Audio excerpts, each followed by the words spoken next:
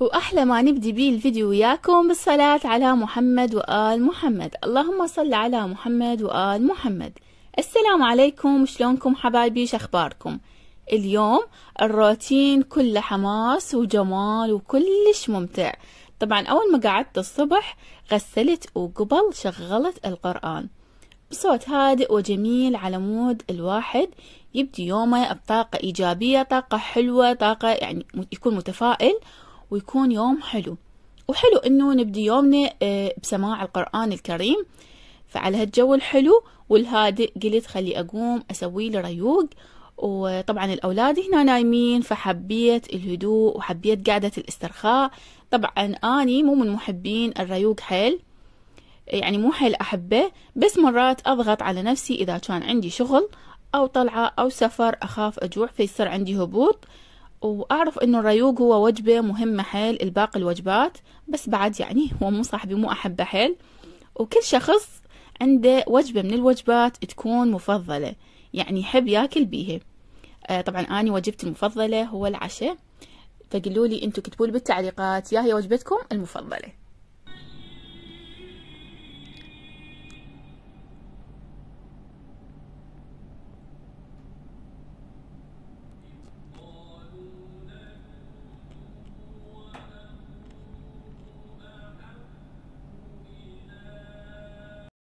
او مثل ما شفتوا حبايبي الجو الحلو الهادي اللي يسوي لك واهس انه تقومين على الشغل، او انتي تاكلين او انتي تشتغلين اسمعي قرآن.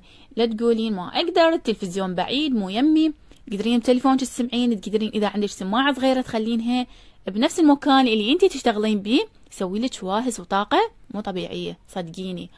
طبعا شغلي سورة البقرة بالبيت كلش حلوة، سورة البقرة الرقية الشرعية، وسورة يوسف كلش أحبها أموت عليها، يعني أحب أستمع لها، أحسها تنطيني طاقة، تنطيني حياة، تخليني أكون قوية. القوة لله سبحانه وتعالى وحده لا شريك له. بس إذا عندك مشكلة لا سامح الله أو عندك حاجة مستعصية تحسسك إنه الفرج قريب، تحسسك إنه إلها ساعة فرج، يعني ما تظل هيك. اي حبايبي، طبعا هنا الشحطة وقفت ببلعومي اريد احكي ما اقدر فقطعت الصوت، ما عليكم بصوتي غلسوا. اي حبايبي، كلام الله سبحانه وتعالى جميل، ونرجع ونقول الحمد لله على نعمة الاسلام والمسلمين، الحمد لله والشكر لك يا رب العالمين.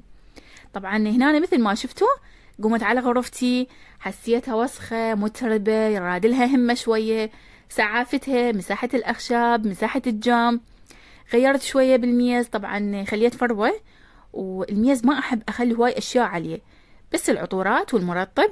بس شنو عجبني هنا أخلي علي هذين الوردات الكيوتات، فبدلت الفرشة. وطبعا هاي الفرشة كلش أحبها، ليش؟ لأن أنا مخيطتها بإيدي، ورتبت الكنتور وكل طبعا حبيت أعلق كل شي. أحب الكنتور يكون كل شي بيه معلق، يكون أرتب على مود شنو لا يصير هوسة، او يبقى الكنتور مرتب ونظيف وحلو. فهنا أنا رشيت لهم رشة عطر للملابس على مود تصير توب. وهنا حبايبي بعد ما كملت الغرفة والنظافة صارت تقرأ ألف. اي بنات، اذا شوفون البردة سوداء وتقولون ليش ما منسقتها ويا الفرشة، طبعا اني متقصدة اخليها سوداء لان الضوء كلش قوي ما شاء الله يدخل لنا من برا. فاجا قرار من الحكومة غيرنا البردة، لازم تتغير، فغيرتها. وهنا طبعا شغالة البخور على مود شنو نختم. هسه حبايبي راح نبلش بالغداء. اليوم غدانا هو كله كولاجين، اللي تحب الباكة تجي وياي، واللي ما تحبها تطبق على صفحة. طبعا اليوم حيل مشتهية الباكة، بس شنو الباكة اللي اني اسويها بايدي. طبعا اني غاسلتها من الليل، وهسه هماتين راح اشطفها شطفة خفيفة على السريع، وبعدها خليتها بالجدر، ضفت لها مي وورق الغار وبصل فقط، اخليها على النار وبس تفور. اول فورة هنا راح يصير بيها هالشكل، هاي الزفارة تصير لي فوق العفو، فضروري تنشال هاي الزفارة. وبعدها رفعت الباكة وشطفتها شطفة سريعة بمي حار، يعني شطفة كلش بسيطة. بعدها غسلت الجدر ورجعته على الطباخ وضفت الباكة، بس من ضفت الباكة ما ضفت زيت يعني ولا قطرة زيت ضفت، لأن الدسومة مالتها تكفي. فهنا أنا ضفت المي الحار وراح أضيف لها بصل وثوم ونومي بصرة. والتوابل اللي راح أضيفنها هي فلفل أسود وكركم وقليل من الكاري وبهارات 7 أشكال وملعقة صغيرة من الدارسين أو القرفة، وراح أضيفن قليل من الملح، وقريب ما تريد تستوي أضيف لها الملح الباقي، يعني أشوف إيش قد يحتاج لها ملح وهماتين أضيف لها. فهنا أنا طبعا نسيت أضيف بهارات السوب، هاي بهارات السوب حيل طيبة، فطبعا أضفتها للباكة طلعت فد شي رهيب. هاي هي حبيت أصورها لكم. وهنا حبايب بعد ما فارت الباكة قريب ما تريد تستوي ضفت لها طماطة وضفت لها قرصين من الليمون لأن أنا ضايفة نومي بصرة على مود لا تصير حامضة حيل. فهنا أنا شفت الملوحة مالتها وكان يحتاج لها قليل من الملح فضفت لها ملح. وهنا استوت الباكة وبس شوفولي المنظر، الريحة ما احكي لكم، والطعم فد شي يعني مستوية وذايبة ذوبان وصايرة عبالك حلقوم، بس شوفولي المنظر.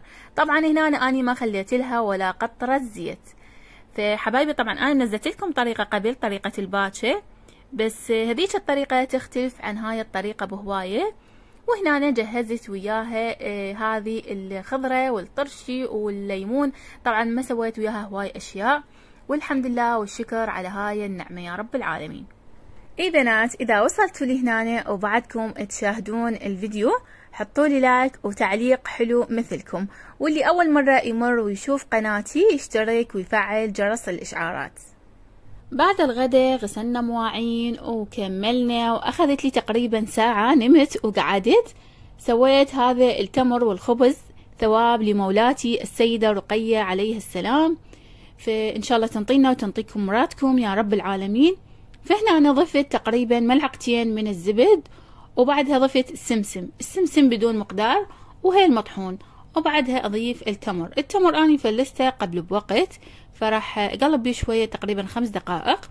بعدها إنه الخبز جاهز، هنا سويت لفات، والنية كانت إنه أريد أوزعه على الجوارين أو قلت أوزعه على الأطفال جوا بالحديقة، بس أبو هاجر قرر إنه نروح للإمام الكاظم عليه السلام. بعد ما لحقت فاستعجلت بي ولفيتهم على السريع وخليتهم بالأكياس وبدلنا على السريع وطلعنا.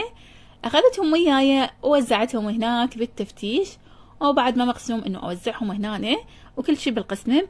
فقلنا بطريقنا هماتين نشتري للأولاد ملابس مال مدرسة وأشياءاتهم، بس شنو ما كملناهم لأن من وصلنا هناك ليل وهوسة ما شاء الله، والناس هواية، يعني تقريبا أكثر طلعات الناس جاي يصير بالليل، والسبب هو الحر.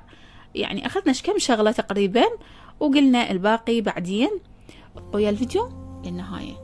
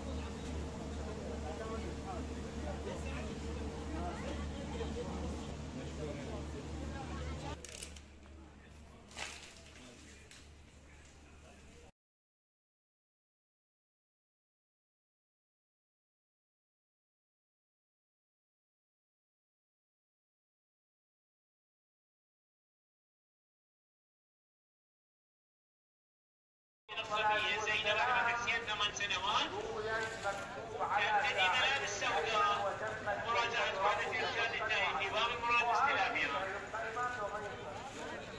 علامة غير العلامة إذا شلتها ما تأثر، لكن المقوم إذا شلتها يعني هذا البناء الصبغ ما يأثر إذا شلنا، لكن إذا وخرنا الجنة يسقط البناء. فالعصمة بالنسبة للإمام مثل هذه تنصيص القرآن هو نفس سورة يوسف عندك عصمة.